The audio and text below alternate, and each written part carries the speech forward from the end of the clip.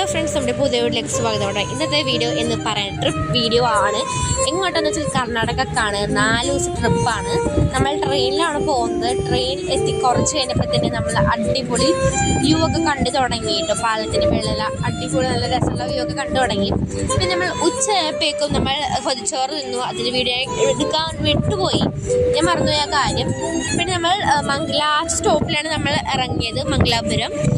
പിന്നെ നമ്മൾ മംഗലാപുരം എത്തി ഫുഡൊക്കെ കഴിച്ചു. അവിടെ നിന്ന് ബിരിയാണിയാണ് കഴിച്ചത്. അതിനുശേഷം നമ്മൾ നേരെ റിസോർട്ടിൽ പോകാനായിട്ട് ട്രാവലല്ല ടൂറിസ്റ്റ് ബസ്സിലാണ് നമുക്ക് പോയത് കേട്ടോ.